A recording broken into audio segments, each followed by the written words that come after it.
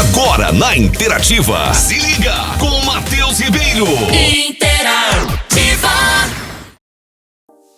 Bom dia, meus amigos, minhas amigas, todo mundo ligado aqui no nosso Se Liga deste sabadão, dia 28 de maio de 2022. Você que nos acompanha pelos 94.9 da Interativa, seja muito bem-vindo. Você que nos acompanha com imagem pelo canal do YouTube, youtube.com/Matheus Ribeiro TV, muito obrigado pela companhia também. Que tal me contar aqui no chat, hein?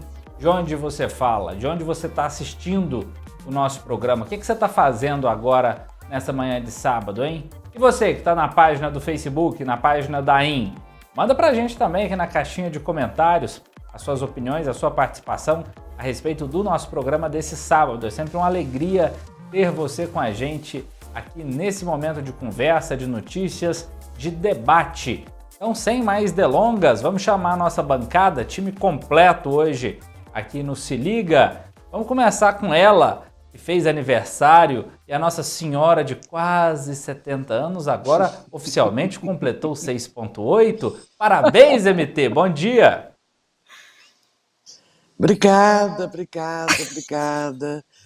Eu tô com 6.8, igualzinho eu tava 6.7. Não tô vendo diferença nenhuma, tá certo? Mesma coisa, mesmo jeitinho, mesmo, tá tudo igual. Não, tá cada vez mais bonita, tá cada vez mais bonita, viu?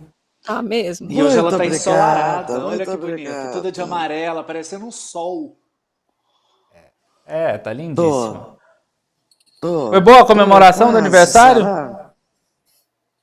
Foi bom, foi legal, assim. Eu meio que fiquei em casa o dia inteiro, quem quiser aparecer, apareceu. Então foi legal, assim, eu vi alguns amigos, sem horário marcado para nada. Aí hoje eu cheguei no escritório, o pau tava comendo, tá certo? Assim, tinha mil coisas para fazer. Porque atualmente tem esse problema, né? Quem trabalha como eu, você tirar um dia de férias, Acumula tá tudo. certo? A agenda enlouquece no outro dia, né? Mas eu fiz essa extravagância. Merecidamente. Estou muito satisfeito. TT Ribeiro, prima, eu soube que essa semana você teve aí uma experiência inusitada. Você virou árbitra de briga de rua de menino. Foi, Matheus, primo, Rimene, MT, ouvintes. É porque aqui no condomínio que eu moro tem uma quadra. E aí, assim, aí eu levo o menino, principalmente o mais novo, para jogar, ele ficava de fora. Aí eu entrei e falei: vem cá, me explica como é que é esse jogo. E aí, não sei o quê, aí eles começaram a jogar, e xingamento para cá, xingamento para lá. Eu falei: não, vocês vão parar com isso. Aí não deixava a menina jogar. O que é isso? Ela tem o direito de jogar também. Não, não quero saber de xingamento, não. E eu moro no apartamento tal, no bloco tal. Aí, eu moro, tia. Você percebe quando criança precisa de direção, gente. Então, pais que moram Precisa em pôr rédea. ruas, precisa de direção, precisa de orientação. E aí foi só eu chegar para dar um pouquinho da orientação e foi muito legal, foi muito bacana, mas, né, enfim, aquele negócio todo. Mas é só orientação, gente, olha, ok, os filhos podem, as crianças podem ser livres, descer para brincar na rua, mas fiquem de olho, porque a partir das conversas deles, tinha menino chamando o outro de burro, tinha um chamando a menina de burra porque a menina estava parada com a bola esperando o que ela ia fazer. Então, esse tipo de relação, de civilidade que a gente pode ensinar para essas crianças num jogo de bairro, num jogo de condomínio. Então, fica a dica aí para esses pais que soltam as crianças, mas não observam, não orientam. Lá em casa tinha uma vara chamada orientação também. De vez em quando a orientação cantava. Eita, mas era cada orientada, menina. Você sai até zonzo. Não, eu só falei assim, escuta aqui. Se não tem adulto para olhar esse jogo aqui, eu vou vir todo dia para saber se está tendo respeito entre vocês. Vocês estão entendendo? Rimene Amaral, diretamente de Nova Veneza. Bem-vindo, bom dia, meu amigo. Bom dia, Matheus, bom dia, MT, bom dia, TT. Ô, TT, essa história de como mãe que você está dizendo aí que aconteceu, aqui na Veneza a gente costuma chamar de algumas mães que largam os filhos para lá, a gente chama de mãe de novela. É aquela coisa que o menino tá derrubando tudo, você fala assim, menino, não faz isso não. Menino, fica quieto. A hora que chegar lá em casa, aí não acontece nada, é sempre assim. Mas é isso, nós tivemos uma semana muito agitada, né? Que é isso? politicamente, assassinamente, a gente pode dizer isso, que a gente deve falar sobre isso também, e uma semana que eu acho de muitas reflexões que a gente tem que começar a pensar, a gente tem que começar a colocar a mão na consciência e começar a olhar para o rumo que esse país está tomando, se é isso mesmo que a gente quer ou se está na hora, já passou da hora de brecar, na minha opinião, né? É isso.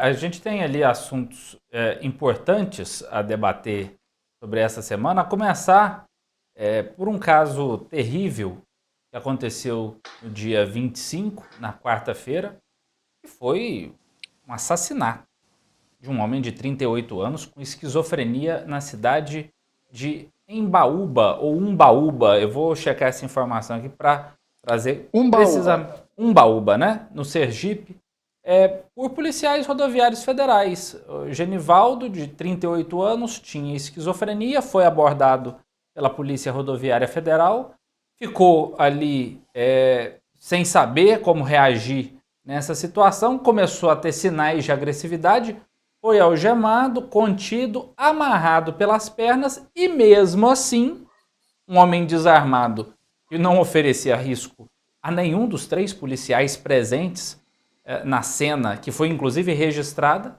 esse homem foi colocado dentro de uma viatura da Polícia Rodoviária Federal com uma bomba de gás e foi asfixiado até a morte. E aí eu vi essas cenas logo na quinta-feira de manhã e eu comentei esse episódio nas redes sociais e eu queria trazer como abertura para o nosso programa não a evidente crueldade da cena, não a truculência que foi empregada por esses policiais na ação, não a necessidade da gente discutir de forma democrática, de forma serena, de forma efetiva, a questão do preparo das nossas polícias para lidar, principalmente com a população mais pobre desse país. Eu queria destacar aqui a completa insensibilidade das pessoas que têm a coragem, a audácia, eu não sei como adjetivar, as pessoas que conseguem olhar para uma cena como essa, para um fato lamentável como esse, em todos os aspectos, e comentarem assim como eu vi lá no meu Instagram. Ah, mas você não falou nada daquele outro episódio do policial que morreu numa ação, ou todas as vidas importam, tem gente rica morrendo, tem branco morrendo também, por que você não fala disso? As pessoas estão loucas. As pessoas estão loucas. Tem gente doida nesse país. As pessoas estão tapando o sol com a peneira. Né? O Rimene, a gente que é jornalista, com perdão da expressão, aprendeu que notícia não é quando o cachorro faz xixi no poste, é quando o poste faz xixi no cachorro. E essa é uma cena que não pode ser banalizada. Quem viu aquelas cenas horripilantes de um homem agonizando numa viatura policial, de uma corporação criada para trazer proteção ao cidadão, durante uma abordagem, ao que tudo indica, de rotina, não pode banalizar uma cena como essa. Bom, nós estamos falando de um Auschwitz Tupiniquim, provavelmente. Porque os campos de concentração usavam câmaras de gás para matar as pessoas. E guardadas as devidas proporções, é claro, foi isso que a gente viu. A gente viu um cidadão sendo executado numa câmara de gás improvisada. Isso é crime, isso é assassinato, praticado por quem deveria proteger esse cidadão. E aí a gente volta lá novamente naquilo que a gente sempre fala. Toda vez que acontece uma coisa dessas, a nota, eu acho que a polícia, no caso, nem esperou a autópsia para poder soltar uma nota. Porque depois teve que refazer a nota novamente, porque o IML disse que ele foi morto asfixiado. E o que causa asfixia? É o gás lacrimogêneo, é o spray de pimenta, é tudo aquilo que ainda não se sabe ao certo, né? A polícia já falou que foi o gás lacrimogêneo que foi jogado dentro, e o gás lacrimogêneo é usado justamente para isso, para dificultar a respiração e as pessoas se afastarem, para procurar o ar. Só aí que você tranca uma pessoa num porta-malas? Exatamente, só que no caso ali, aí a gente fala, é uma morte premeditada? É. Porque quem é que lida com isso E aí vem aquilo que você falou do preparo. Quem é que lida com gás lacrimogêneo todos os dias que não sabe o efeito que isso pode ter dentro de um carro fechado, do porta-mala de uma viatura? É isso mesmo? Tá normal? E o pior de tudo é que a gente viu isso acontecer sob filmagens, os celulares, as lentes de populares que estavam perto que filmaram tudo isso. A mesma coisa que aconteceu com George Floyd. Lembram? Que ele estava Aham. com o joelho do policial no pescoço dele, ele gritava: "Eu não posso respirar". O cara que estava dentro da viatura também não. Mas eles têm uma intenção de entender que a impunidade é tão grande que eles não estão nem aí. Não se importaram em praticar o ato da forma como foi praticada, que todos os vídeos mostraram, não foi apenas um vídeo, e levaram aquilo adiante da forma mais absurda possível. Não existe, antes da gente começar o programa a gente estava conversando, tem hora que eu não consigo achar adjetivo para esse tipo de coisa. E é difícil a gente imaginar que isso está se tornando cada vez o assunto e o fato isolado da hora, não é nem do dia mais, é o fato isolado da hora. E de fato isolado em fato isolado, a gente vai vendo a população preta e pobre sendo morta e assassinada dessa forma no meio da rua por causa de pessoas que são despreparadas. E após tudo isso acontecer, no final do dia de quinta-feira, a Polícia Rodoviária solta uma nota e diz: os policiais foram afastados. Demorou, né? Aham. Demorou, né? Afastados? Eles não estão presos por quê ainda? TT, MT. Diga lá, Vai, MT. MT. Você está assustado? Tá, vamos lá. O que a gente está vendo? A Masta tenta matar o enteado e provavelmente matou a enteada. Um homem se sente no direito, porque a moça terminou o namoro com ele, de tatuar o nome dele no rosto da moça. Uma mãe mata duas crianças, parece que de 5, 6 anos, e nem se lembra que havia crianças. Isso foi essa semana. É aterrorizante, gente. Não é a polícia rodoviária de Sergipe que é aterrorizada também. Onde é que nós estamos morando? De onde surgem essas pessoas? Eu sempre fui uma pessoa com um olhar muito atento para o noticiário. Eu nunca vi tanta notícia escabrosa. Onde é que nós estamos morando? A minha pergunta é essa. Nessa semana, Rimene, MT, Matheus, eu estava conversando sobre isso com um grupo de amigos, né? E aí a gente falando sobre isso tudo. A gente está num momento, nunca se falou tanto, eu acho que eu até já falei sobre isso aqui, sobre saúde mental, né? Sobre a necessidade da gente nomear os sentimentos, sobre a necessidade de trabalhar os sentimentos, sobre a necessidade de entender. E isso a gente fala muito para a criança hoje, né, para os adolescentes. Agora, a gente vê muitos adultos que não trabalharam isso, que não nomearam seus sentimentos, não procuraram esse auxílio, essa ajuda, e essa ajuda muitas vezes não chega. Chega para algumas classes, alguns grupos, e mesmo quando chega, parece que aquilo não é resolvido, porque a gente vê situações de violência em todas as classes sociais.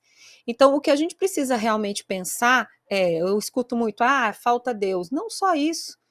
Quantas pessoas têm aí falado em nome de Deus e fazem coisas Não, desculpe, absurdas? Teté, não é só É a isso, civilidade. não. Não é não. Desculpe, Teté. Não é só isso, não. Não é Não, isso. não é. Tá? Exatamente. Não é isso. Mas quantas pessoas a gente vê falando tantas coisas e justamente por não se conhecerem, por a gente não ter acesso à saúde mental, a gente não falar sobre isso mais abertamente, a gente ainda ter muito tabu em cima de saúde mental, a gente fala, caramba, eu estou chateado, mas por que eu estou chateado? Por que eu estou com esse ciúme que eu tô? Vamos procurar ajuda. A gente não fala sobre isso. A gente não tem programas a respeito disso. Né? E aí, quando a gente vê, o negócio fica de uma situação complicadíssima. Então, assim, é claro que existem várias faces dessas questões. Mas, gente, o direito à vida é inviolável. Como assim alguém vai tirar a vida do outro? Não, Porque não aceita o relacionamento, porque não quer os filhos do cara, porque tá fazendo um movimento de desocupação ali. É a vida do outro.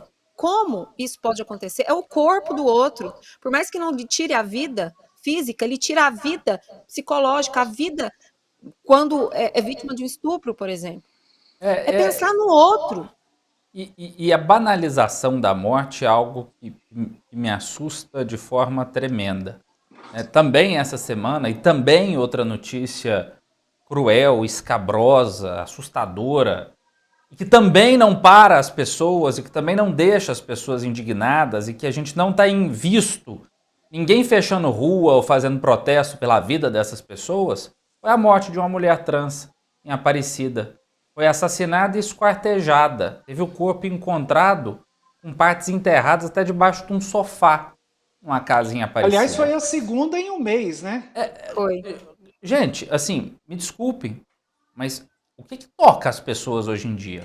O que faz as pessoas se sensibilizarem hoje em dia? O que nos move hoje em dia? É só a fazenda de likes do TikTok? É só o acorda Pedrinho? É só o joga de ladinho? É isso que nos mobiliza enquanto cidadãos? É sério? Porque assim, eu não consigo, e eu acho que eu nunca consegui, enquanto jornalista, passar diante dessas notícias e ficar da mesma forma que eu estava antes. Obviamente você não consegue sentir todas as dores do mundo, porque senão você não vai viver, né? Senão você paralisa a sua vida. Mas se você não se sente afetado e parte desse sistema, eu retomo aquilo que você fala muito, MT. Se você não se sente parte desse tecido social, se você não se sente integrante dessa sociedade e, de certa forma, também responsável pelas transformações que devem acontecer ou pela manutenção desse status quo, você falhou como cidadão, né? Você pode pegar a capanga e ir para sua casa, né? Porque você não está entendendo o que é viver em sociedade.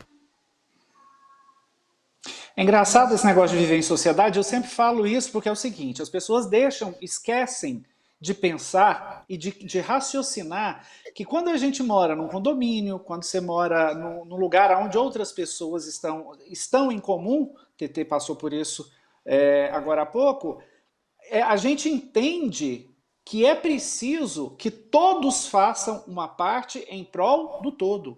Não é você fazer apenas aquilo que lhe convém, a casa é minha, eu faço o que eu quiser. Dentro da sua casa você faz o que você quiser, só que você tem que agregar as consequências daquilo que você faz ou deixa de fazer e que pode interferir na sociedade. E a pessoa que ela não sabe viver em sociedade, ela tem que viver isolada, no meio do mato, numa casinha de sapê, alguma coisa nesse sentido.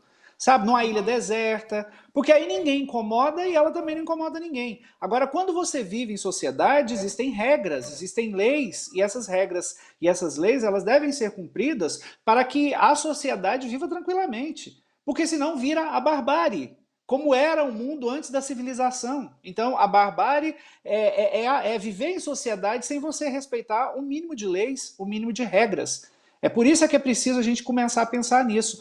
Parar de pensar no próprio umbigo, naquilo que é seu apenas, e pensar que tudo que você faz parte desse tecido social, como o MT diz, Matheus falou agora, desse tecido social, e tudo que você faz gera uma consequência, e essa consequência pode, e é claro, e deve voltar para você também. E aí eu volto com aquela famosa lei do universo, chamada lei do retorno. Essa nunca falha. Exatamente. Verdade. Eu queria só acrescentar uma coisa, sabe? Tá, a gente está falando de gente, não sei o quê, nós estamos falando num nível em que a gente está pressupondo uma compreensão, né, a respeito de fazer parte de um tecido social, etc. e tal. Eu quero voltar para outro nível. E a impunidade? Será que todas as pessoas acreditam na impunidade? É isso? Eu acho que precisa de uma análise ampla sobre isso. Por que essas pessoas acreditam na impunidade? Eu acho que duas coisas. Acreditar na impunidade é uma, e outra coisa que eu não canso de falar. Eu vou falar isso enquanto eu estiver vivo, porque eu comecei a enxergar isso. A tal da representatividade. Quando essa representatividade ela existe, as pessoas crescem e elas tomam para si um poder que não existe. Porque ela acha que através de uma representatividade ela tem o direito, o dever e o poder de fazer o que ela quer. Esse é um grande problema. E isso tudo junta-se com a ignorância, com a falta, com a estupidez, com a falta de inteligência emocional e inteligência mesmo de conhecimento, e junta tudo isso. Mas a tal da representatividade, ela explica muita coisa, ela explica muito como é a índole das pessoas, que é uma índole que nasce. Existe a índole e existe a personalidade. A personalidade ela vai ser criada através da sociedade, através dos meios externos e tal. Agora, essa índole, ela está ali dentro guardadinha. Quando existe a tal da representatividade, ela sai arrebentando com tudo e aí ela é escancarada. Esse, para mim, é o maior problema. Pessoal, o Se Liga precisa fazer um intervalo rapidinho. Nós, obviamente, ficamos empolgados aí com esse assunto. Empolgados, assim, até não é essa palavra correta, né? O debate ficou acalorado porque é uma questão que nas pessoas que têm sangue correndo nas veias, né? Obviamente isso é uma certeza, né, de acontecer. A gente precisa fazer um intervalo agora rapidinho. Na volta, nós vamos falar de outras duas questões polêmicas relacionadas à educação. A PEC 206, uma proposta de emenda constitucional que quer cobrar mensalidade nas universidades públicas. Você certamente viu essa asneira por aí essa semana. E o nosso outro assunto é o ensino domiciliar, ou como muita gente quer chamar por aí, né, gente que empina o nariz e acha que é estrangeiro, o homeschooling. Temas que a gente debate na edição de hoje. Sai daí não, faço questão da sua companhia. Se Liga, volta dentro de alguns minutos. Interativa com Matheus Ribeiro.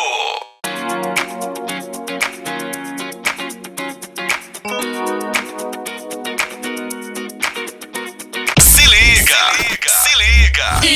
Interativa com Matheus Ribeiro. Se liga de volta aqui pelos 94.9 da Interativa. Muito obrigado pela sua companhia, você que nos ouve pela Interativa, você que está no seu carro, você que está na sua casa, você que está fazendo afazeres domésticos, você que está correndo no parque.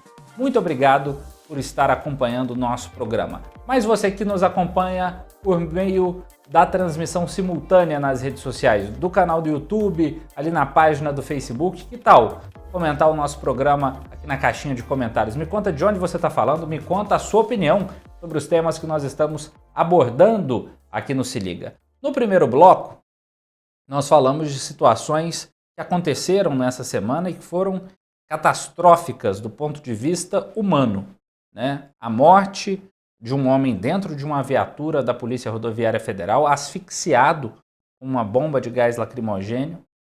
Tivemos ali uma madrasta envenenando seus enteados e toda a sorte de crueldade que você pode observar, inclusive aqui pertinho da gente, em Aparecida de Goiânia, uma mulher trans teve o corpo esquartejado por um ex-namorado. Enfim, situações que evidenciam a crueldade presente no nosso dia a dia. E aí eu chamo a nossa bancada novamente, porque a grande arma que nós temos para combater a crueldade, para estimular a civilidade, para darmos condições das pessoas transformarem as próprias vidas, é, na minha visão, a educação. E aí nós temos dois assuntos muito importantes a debater sobre educação que também tiveram desdobramentos nessa semana. Eu queria começar com a PEC 206, que é a proposta de emenda à Constituição apresentada na Câmara dos Deputados e que gerou muita polêmica, porque propõe a cobrança de mensalidades em universidades públicas brasileiras. O texto entrou na pauta da Comissão de Constituição e Justiça e Cidadania da Câmara, mas não foi debatido justamente por conta dessa polêmica. A aprovação na CCJ é a primeira fase de tramitação de um projeto, na qual são analisadas apenas questões técnicas, se é autorizada ou não a tramitação dessa PEC. A PEC é de autoria do deputado federal General Peternelli, do União Brasil de São Paulo, antigo PSL, diga-se de passagem, e o relator é o deputado Kim Kataguiri, do mesmo partido, também de São Paulo. Vamos lá, né? Brasil 2022. Uma aspas, Kim Kataguiri que não tem curso superior. É isso. E eu gostei do aspas, que você tanto me criticou e fez agora. Peguei você. Tchau, Mas tchau. vamos lá, voltemos ao assunto. Cobrança de mensalidade em universidade pública. É como se a gente estivesse vivendo ali naquele panfleto, né? Naquele panfleto bonito. É da Seixonoye, que tem aqueles panfletos bonitos, né? Assim, os campos verdes, né? As famílias sorrindo, todo mundo abraçando a onça. E a gente não tivesse problema no Brasil, né? A gente não tem problema no Brasil. Cenário pós-pandemia, as pessoas passando fome, as pessoas desempregadas, muita gente na fila para receber programa social e a brilhante ideia do deputado general Peternelli do União Brasil é cobrar mensalidade em universidade pública. Aquela que foi atacada várias e várias vezes por diversas e diversas pessoas ligadas ao governo federal, a muitos ministérios, a determinadas classes políticas do Brasil, porque só tinha gente drogada, só tinha vagabundo, mas foi justamente nas universidades públicas que nós vimos aí boas e grandes ideias nos últimos tempos em defesa da saúde, em defesa da população. E agora vem essa ideia de gênio com J, né, TT, para nos deixar de cabelo em pé, né? Como é que você observou aí essa PEC 206 nessa semana? Qual a sua visão aí sobre essa pataquada? Olha, primeiro eu fiquei assim, eu lembrei da minha época da faculdade, inclusive, né? Eu fiz pedagogia e essa história já vinha sendo ventilada desde aquela época. Eu fiz pedagogia na UFG em 1999, que foi quando eu comecei. E aí já se falava sobre isso. E aí eu lembro sobre essa questão desse debate, e a gente tem estudado ao longo dos anos, a gente tem visto, nós como jornalistas, a MT, como uma leitora voraz, alguém que acompanha sempre as notícias, o achatamento do investimento na educação. Isso aí, gente, não sou eu que estou falando. Os números estão mostrando. Se a gente for analisar, a gente vai ver isso. Primeiro ponto. Então, a gente vê um achatamento no investimento em educação. Na educação superior, isso não foi diferente. Né? E essa questão dessa PEC, aí a gente fala assim, poxa, mas e aí? Então, quer dizer, como é que vai ser? Eu desobrigo o Estado, que está lá numa lei falando que é responsabilidade do Estado, do governo federal, dos estados, municípios, aquela coisa toda, de lutar e custear uma universidade pública, gratuita e de qualidade. Então, eu tiro essa responsabilidade do Estado, que já tem diminuído isso, e jogo isso na conta do estudante. Ah, mas aí a gente tem que ver, porque aí depois o estudante que tiver empregado, tem uma coisa assim, né? Quem tiver empregado faz quem não está empregado, aquela coisa.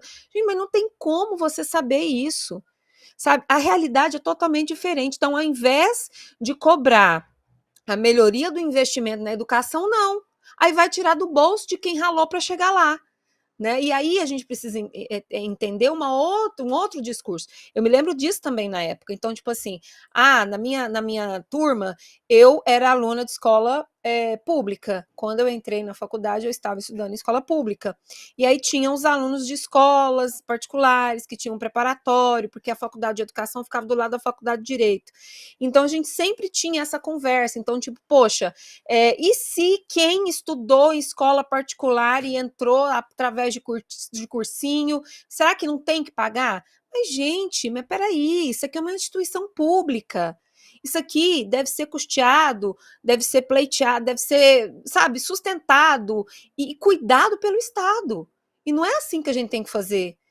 Eu, sinceramente, eu hoje, Matheus, o meu sentimento é não é nem desespero, é desânimo mesmo.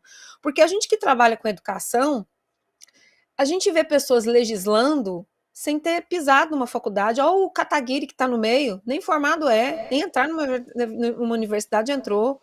Sabe? Então, assim, são pessoas que legislam e que opinam e que podem afetar a vida de milhares de brasileiros sem viverem a educação. A única fonte são as vozes da própria cabeça, né, TT? Assim, exato. Só ouvir as vozes da própria cabeça. Da educação básica, que é a educação domiciliar, e vai lá para a educação superior. É um projeto. Como eu avaliei, com espanto. E com desânimo. Eu vou dizer para vocês que eu quero me inteirar melhor desse assunto. Eu vou dizer uma coisa para vocês. Quando meus filhos fizeram direito, a Eleonora e o Alexandre, eles fizeram na Universidade Federal de Goiás. Naquela época eu já tinha condições de pagar uma faculdade. E eu pensei muito nisso, sabe? Que eles eram, né, pessoas. Eu até fiz aquele adendo a hora que você estava falando, Tetê, isso não é falta de Deus, porque eu sou totalmente ateia e eu consigo pensar no tecido social, vamos voltar lá. Sim, Então, claro. eu me senti, de uma certa forma, em dívida, se é que eu posso dizer assim. E aí eu fiz uma coisa super simples, eu paguei a universidade de 2 pessoas, em épocas diferentes, pessoas que eu sabia que precisavam, e que tinham passado, mas não conseguiriam pagar a mensalidade, eu fiz isso. Não fiz porque eu sou boazinha não, porque eu sou má pra caramba. Eu fiz porque eu achei que havia uma dívida minha com a sociedade. Eu podia pagar a faculdade, entendeu? Muito bem. Aí eu vejo não só um governo que não tem educação nenhuma, né? Que as pessoas não têm educação nenhuma. Não tem educação nem formal, nem de berço, nem de nada. Aliás, o presidente da República é formado em alguma coisa? Não, né? Não sei. Aí, mas enfim, eu vejo isso. Aí eu penso que deveria ser justo, sabe? Eu penso que isso tinha que ser justo de alguma forma. Não é através da mensalidade, não. Mas precisa haver algum tipo de justiça nisso. Você entende o que eu quero dizer? Entendo, Vocês MT. entendem, não? Entendo e concordo, mas em que medida e em que momento esse debate deve ser colocado na sociedade e sobre quais aspectos também? Vamos trazer para a nossa realidade local? Não, agora não é hora. Não, vamos trazer para a nossa hora, realidade local? Eu já mostrei várias e várias vezes, em várias e várias reportagens na TV, o problema crônico que a gente tem aqui na Grande Goiânia de falta de vaga em creche. E aí é comum muitas vezes você chegar num local, numa creche, num CIMEI, e você vê um carrão deixando um menino lá. Certamente aquilo lá é um indicador de que alguma família que está com as crianças num CIMEI, numa unidade pública de ensino, teria condições de fazer ou uma contribuição social ou de estar com aquela criança numa unidade de ensino particular. Agora, no contexto que nós vivemos de Brasil, com a carga tributária imensa que nós temos, com o mau uso do dinheiro público, que é um problema crônico, com a falta de acesso universal à educação, você falar em instituir esse tipo de coisa num cenário pós-pandemia é você viver alheio à realidade. Eu falei que eu não concordo com mensalidade. Sim. Eu falei. A minha referência é a quem botou esse projeto em pauta na Comissão de Constituição e Justiça, na Câmara dos Deputados, que não está discutindo os problemas sérios, os problemas reais da população. Então, ok, é correto você falar em critérios sociais, por exemplo, para haver uma contrapartida em relação a quem estudou em universidade pública. Eu estudei na UFG, transformou a minha vida estudar na UFG. E na época eu contava o dinheiro da marmita. Se tivesse que pagar mensalidade, eu não dava conta, não. Entendeu? Agora, falta um pouco de chão de fábrica, falta um pouco de gente para quem está ali legislando, para quem está ali vivendo aquela realidade Brasília, e eu falo com conhecimento de causa. Passei 2 anos da minha vida vivendo lá, apresentei quantas e quantas edições do Se Liga direto de Brasília. É uma ilha da fantasia, as pessoas estão desconectadas da realidade. E nós precisamos tocar nessa ferida, nós precisamos dizer isso. Sobre essa questão das mensalidades, é interessante assim, o que eles defendem lá, né? Que tipo assim, eu acho que mais de 60% eram alunos de escola, de acordo com os textos lá, né? De escola pública e 30 e poucos por cento de escola particular, que tem dinheiro, que tem uma renda que daria para pagar. Quem tem condição de pagar, paga. Quem não tem, não paga. Quem é que vai decidir isso? Quem é que não vai decidir isso? Sobre o que você falou, Matheus, sobre a questão da família que tem carrão deixando aluno no CMEI. Mas é um direito da criança, né? Exatamente. E aí, muitas vezes, o que a gente tem que fazer. Então, é um direito da criança estar ali naquele espaço. Você não pode fechar essa porta. Estar ali naquele espaço, né? Então, é direito garantido pela Constituição. Agora, o que essa PEC eles estão falando agora é o seguinte: será que o que está nessa PEC aqui vai ferir algum direito fundamental? Que é o que a gente está discutindo em relação a do ensino domiciliar também, que também fere, porque visa alterar tanto a LDB quanto o ECA. Então, assim, a gente precisa entender as situações. Agora, na minha visão, eu acredito que essa cobrança precisa ser em cima do investimento na educação. Vamos tentar aplicar na política brasileira algo essencial para a vida de todos nós. A MT não exerce o direito de outra forma, senão baseada em dados, evidências, em legislação.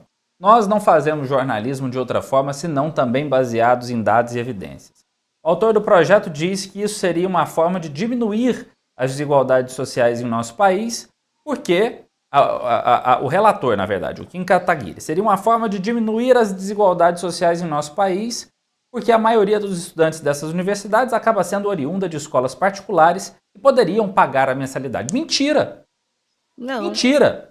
Há uma pesquisa da Associação Nacional dos Dirigentes das Instituições Federais de Ensino Superior, a Andifes, e quem passou pelo UFG sabe bem o papel e a relevância da Andifes. Pesquisa feita mostra que 70,2% dos alunos estão na faixa de renda mensal familiar per capita de um salário mínimo e meio.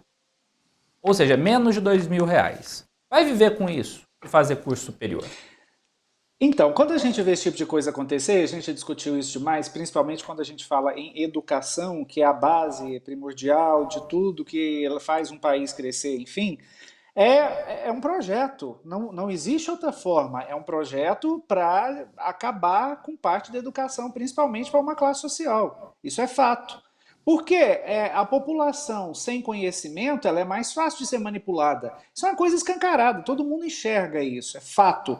Então, e me admira muito também, agora, é claro que a gente está no meio de uma pandemia, mas isso, não esse fato, mas outros fatos vêm acontecendo.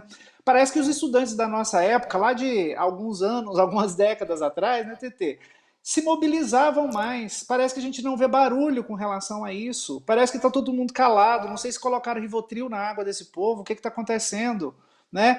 Então, tá todo mundo nas fazendas de like. Exato, é preciso que a gente mantenha a indignação para não deixar ir banalizando essas situações e se acostumando com isso sem saber aonde é o fundo do poço. Porque se chegarmos ao fundo do poço, pode ter certeza que ainda encontra um alicerce para cavucar. Olha, uma das coisas que eles falam, por exemplo, a relatoria, porque vai diminuir. Gente, quantas informações, notícias nós trouxemos e falamos aqui sobre corte de bolsa de iniciação científica. Do CAPES, por exemplo, alunos bolsistas que não estavam recebendo a grana que eles teriam direito de receber, inclusive alunos que estavam fazendo curso fora. Então, o tanto de gente, de cientistas brasileiros que foram embora do país por causa de falta de estímulo. Então, assim, ao invés de cobrar de quem deveria cobrar, não, fala, não, tá bom do jeito que tá, vamos cobrar de quem tem mais condição de pagar. Não é assim, sabe? Então, é uma situação difícil, que por isso que eu falei no início, que eu fiquei desanimada mesmo, porque, nossa, o menino tinha que viver, né? Vai pra faculdade pública para ver como é que funciona. Ele tem condição de pagar, mas ele vai ter direito à vaga dele gratuita, ele só tem que passar. Aí é uma outra história. São outros 500, né? Minha gente, vamos fazer mais um intervalo rapidinho, porque na volta a gente continua falando sobre educação, e aí eu confesso, é um assunto muito mais delicado. Quem já passou pela maternidade, MT e TT, acho que vão ter muito mais propriedade para comentar o nosso próximo assunto, que é o ensino domiciliar. O Senado abriu uma consulta pública para a regulamentação do homeschooling. Eu adoro esse termo, porque assim, se você for perguntar para a população brasileira, o homeschooling, só o termo já dá um teor aí sobre quem é atendido com essa ideia, né? Mas vai ser o assunto do Se Liga no próximo bloco. Você que nos acompanha, por favor, continue conosco. A nossa turma volta já já. Seu fim de semana bem informado. Se liga! Interativa!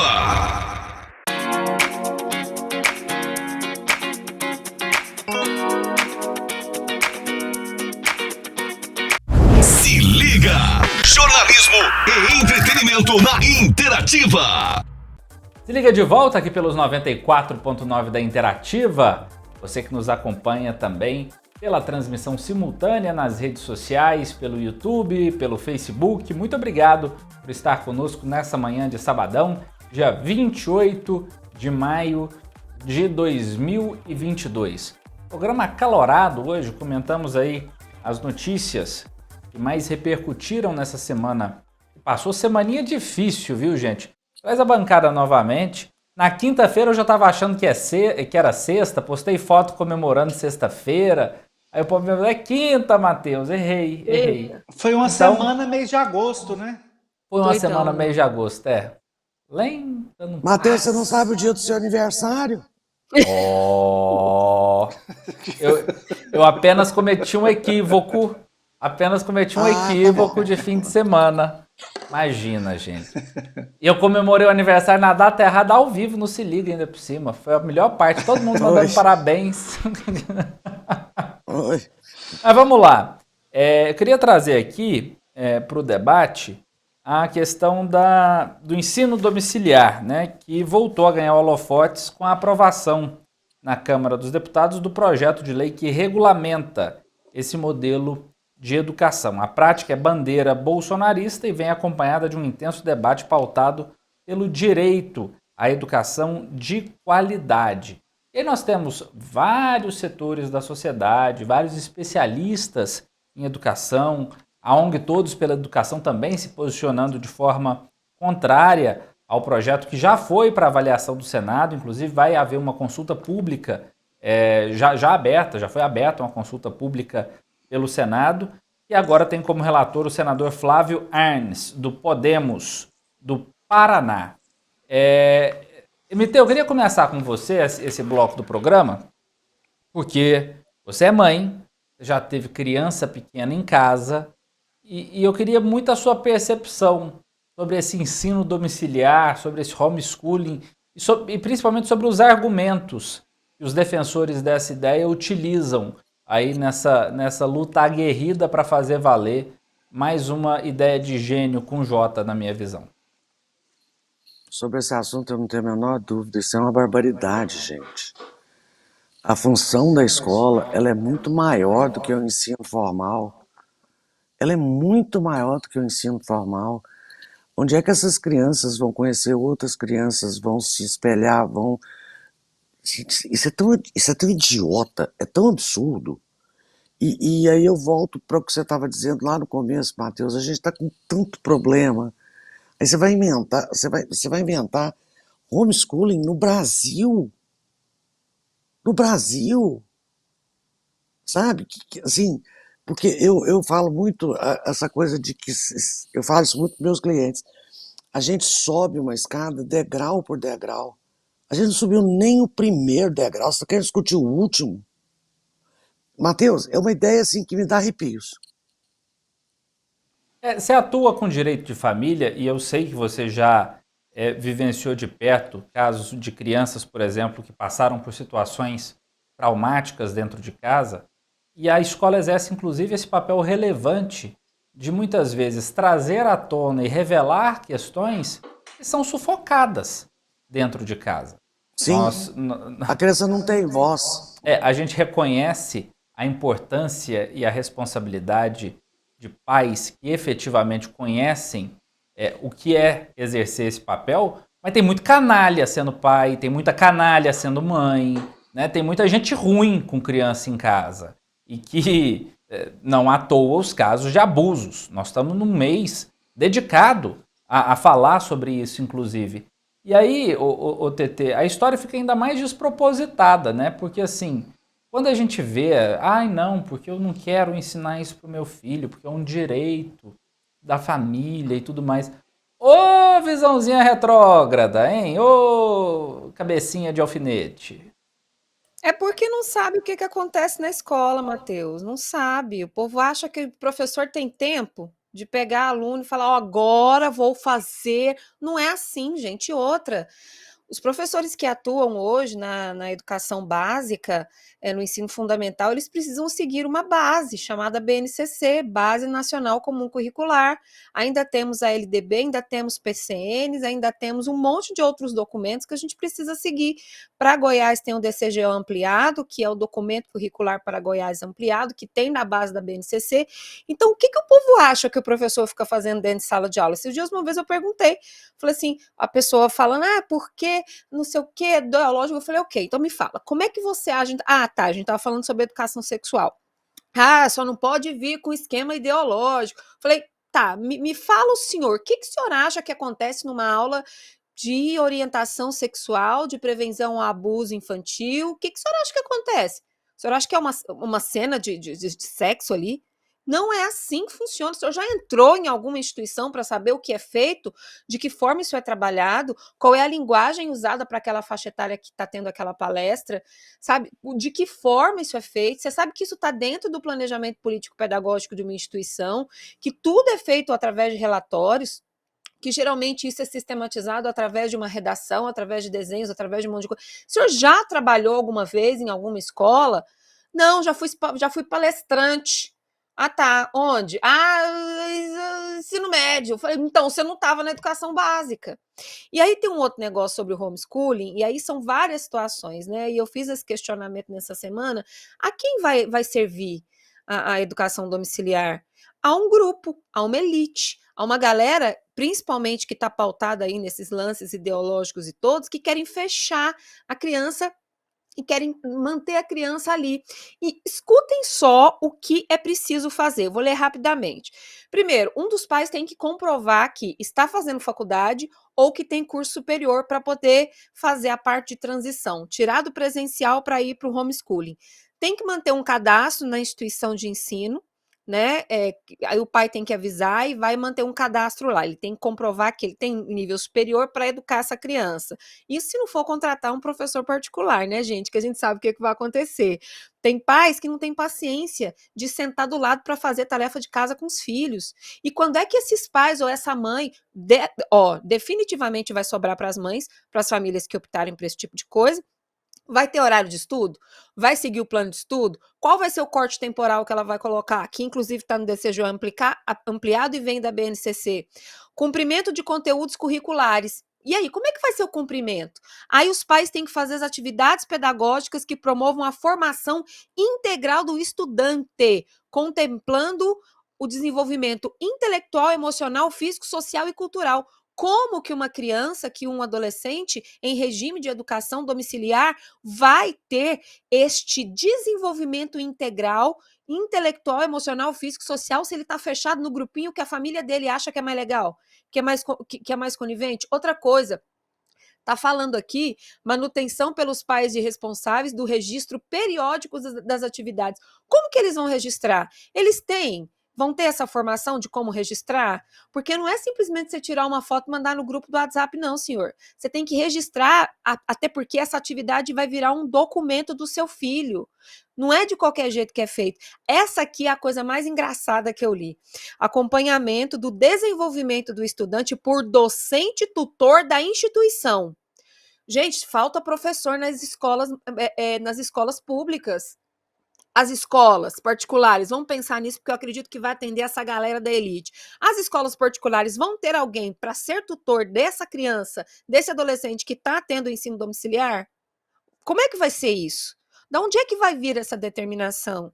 As avaliações vão ser anuais. Gente, como é que eu vou chegar, vou preparar o meu filho ou o meu adolescente, eu, entre aspas, ou a mãe, porque pai não faz isso, ou contratar professor particular para o menino chegar lá e responder pergunta. Mas ele sabe contextualizar?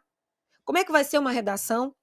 Garantia pelos pais ou responsáveis de convivência familiar e comunitária do estudante. Só no grupinho deles, né? Que interessa. O que a MT falou sobre o contato do estudante, desse adolescente, dessa criança com o diferente da escola, isso não vai ter, gente. Porque muitas vezes, se os pais são racistas, eles não vão deixar. Se os pais são homofóbicos, não vai ter. Se os pais são pessoas que acham que outras pessoas com deficiência não têm que... Já teve caso de pai falar para mim que não era para o filho ter um coleguinha autista na sala de aula. Eu tive que informar para que ele estava cometendo um crime. Vocês estão entendendo o buraco que a gente vai entrar? Não, e assim, né? Vamos viver em décadas anteriores, comprar uma espingarda e achar que o bonito é ser chucro, né? Como se diz lá em Piracicaba. O bonito tá achando que é bonito ser feio, né? Mas, Rimene, eu queria a sua opinião. Tem uma coisa que a gente tem que começar a pensar. Em novembro de 1904, teve a chamada revolta da vacina no Brasil. E aí a gente vai e passa por uma pandemia agora e parece que as pessoas não tomaram como exemplo a revolta da vacina de 1904. Parece que a coisa quis começar a acontecer de novo, por ideias idiotas, por ideias insanas e por ideias cretinas. Durante essa pandemia, quando pôde e quase houve uma revolta da vacina, a gente entendeu, e muitos pais entenderam, inclusive muitos pais que falavam que conseguiam educar o aluno em casa, educar o filho em casa, que não precisava de professor. Não foram 6 meses para metade deles começar a pedir arrego e pedir a volta das escolas. E até hoje estão empurrando os filhos para as escolas porque sabem que não tem condições. Então a gente lembra novamente que isso já aconteceu. Então, isso é para quê? Para dizer que o brasileiro não se toma pelo exemplo. Parece que nada acontece, parece que eles tomam um pó de pirlim-pim-pim e esqueceu o que aconteceu ontem. Eu não sei se é alguma doença, se é mau caratismo, se é cretinice ou o que é. Mas por que essa gana? Por que você quer manter o seu filho com a capacidade intelectual reduzida? E não só a capacidade intelectual, a capacidade social, a capacidade de sobrevivência do seu filho num mundo gigantesco quando você, que é pai, ou você, que é mãe, não tiver mais presente na vida dele. Ele vai ter que saber se virar, ninguém é eterno, não.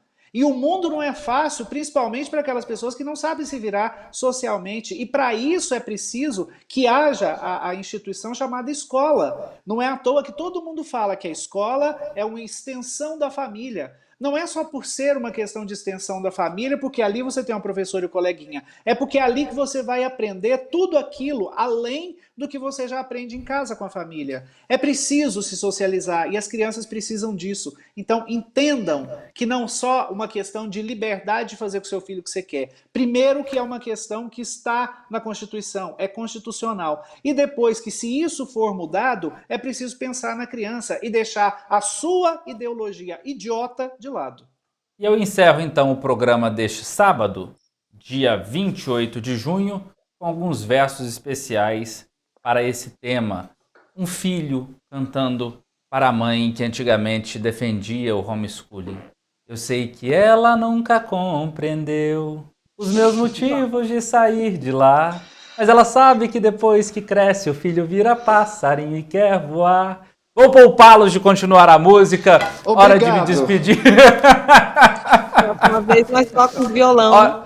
Hora de me despedir de vocês. MT, você até baixou a cabeça na hora que eu comecei a cantar. É porque ela sabe o que vem por aí. Todos nós sabemos. Gente, deixa eu falar uma coisa para vocês. Isso é tão impressionante. Os níveis de ridículo que esse país está alcançando é tão impressionante. Mas é tão impressionante.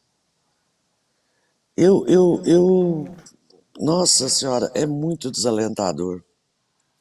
Tchau. Ótimo fim de semana, MT. Obrigada, meu bem. Dá tchau pras pessoas. Tchau, gente. Eu tô com sono hoje, gente. Tchau, gente. Tchau. Joga um beijo. Rimene, bom fim de semana pra você, meu amigo. Um abraço, meus queridos, um abraço para todo mundo, que todos os nossos queridos ouvintes tenham um excelente final de semana e que as pessoas que necessitam tenham sempre comida no prato e um sorriso no rosto. Um abraço para todo mundo, até semana que vem. TT Ribeiro, prima, Beijo. muito obrigado. Obrigada, Matheus. E atenção, pais aí de condomínios e ruas. Deixa o menino brincar, mas fica de olho na criançada. Cuidado com o que Qualquer eles coisa chama a aí. polícia. A xerife não. TT tá entrando em ação. Tia TT tá chegando com a orientação. Uma vara desse tamanho. Não, eu chego chego na conversa, vem todo mundo aqui! Mas eu gosto de conversar com esses meninos, é assim mesmo. Mas tem que ter orientação, gente, não é só deixar solto, não, tem que orientar. Com certeza. Meus amigos, muito obrigado a todos vocês que nos honraram com a companhia e com a audiência em mais uma edição deste programa. Claro, no próximo sábado estaremos juntos novamente aqui pelos mesmos canais. Ótimo fim de semana para você. Tchau, obrigado. Se liga! Interativa com